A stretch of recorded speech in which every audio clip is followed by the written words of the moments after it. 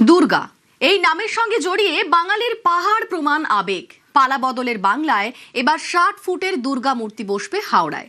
এর জন্য বরাদ্দ করা হয়েছে প্রায় ২ কোটি টাকা। দুর্গাপুজোর আগেই কাজ শেষের টার্গেট।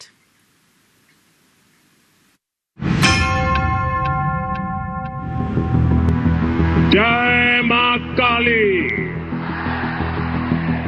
जय मां दुर्गा। দুর্গা শুধু দেবী নন, বাঙালির উৎসব, বাঙালির আবেগ।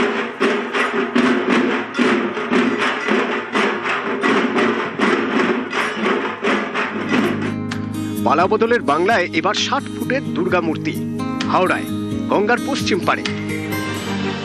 শিবপুরের রামকৃষ্ণপুর ঘাটে বসানো হবে বিশাল আকারের এই দুর্গা মূর্তি। এর জন্য জমি দিয়েছে পোর্ট ট্রাস্ট। ৬০ ফুট উঁচু ধাতুর দুর্গা মূর্তি প্রথম ধাপে ২ কোটি টাকা বরাদ্দ করেছে পুরো নগর উন্নয়ন দপ্তর।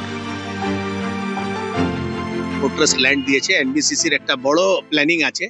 আমরা রামকৃষ্ণপুর ঘাট, এই পুরো ঘাট এলাকাকে আমরা ভালো করে নতুন ভাবে, এনবিসিসির একটা প্ল্যান আছে, সেটা পাসও হয়ে গেছে, কাজ শুরু হয়েছে। এখানে একটা বড় দুর্গা প্রতিমা, মেটালের একদম আধুনিক দুর্গার প্রতিমা, তার পাশে দুদিকে দুটা করে বড় বড় ধনুচি তৈরি হওয়ার প্ল্যান আছে। এটা তৈরি হলেই এই এলাকার চেহারা পাল্টি হয়ে যাবে।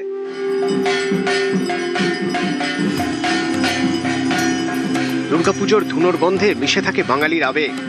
বাংলার ভোটের মঞ্চে বারবারই শোনা গিয়েছে দুর্গা নাম। जय मां काली, जय मां दुर्गा। बीजेपी के सरकार के प्रयासों से ही दुर्गा पूजा को यूनेस्को ने कल्चरल हेरिटेज का दर्जा दिया है। ये टीएमसी वाले सोनिया जी की सरकार में भागीदार थे, क्या तब ये सब काम नहीं करा सकते थे? क्या क्यों नहीं किए? প্রতি বছর সল্টলেকের ইজেডসিসিতে পুজোর আয়োজন করে পদ্ম শিবির। রাজ্যে পালা বদলের পর এবার বিশাল দুর্গা মূর্তি বসছে হাওড়ায় গঙ্গার পাড়ে। গঙ্গার পশ্চিম পাড়ের শহর হাওড়া শহর পূর্ব পাড়ের শহরের থেকে অনেক পুরনো, তবে অবহেলায় পড়েছিল এই শহর।